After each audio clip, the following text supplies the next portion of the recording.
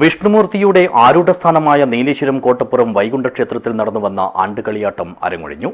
തെയ്യങ്ങളുടെ അരങ്ങാട്ടം കാണാനും അനുഗ്രഹം ഏറ്റുവാങ്ങാനും ഇത്തവണയും അനേകം ഭക്തജനങ്ങൾ ഈ സന്നിധിയിലെത്തി. ദിസ് ന്യൂസ് സ്പോൺസർഡ് ബൈ ഉയർന്ന ഗുണനിലവാരം, തികഞ്ഞ വിശ്വസ്തത, ജനതാ പാൽ.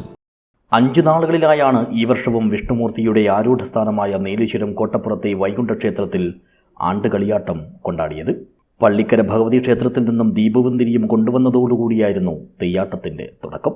തുടർന്നുള്ള ദിവസങ്ങളിൽ പാലന്തായി കണ്ണൻ, വിഷ്ണുമൂർത്തി, രക്തചാമുണ്ടി തുടങ്ങിയ തെയ്യങ്ങൾ തിരുമുറ്റത്ത് അവതാര നടനമാടി ഭക്തർക്ക് അനുഗ്രഹം ചൊരിഞ്ഞു.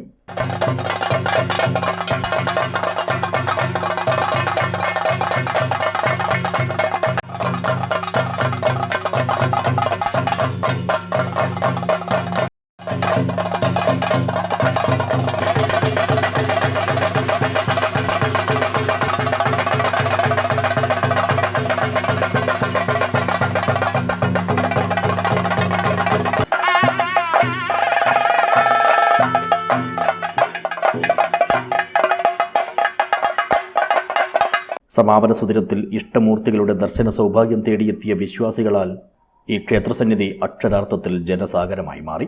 കളിയാട്ടത്തിൻ്റെ ഓരോ ദിവസങ്ങളിലും കലാപരിപാടികളും ഉണ്ടായിരുന്നു. News bureau, Nileshwar.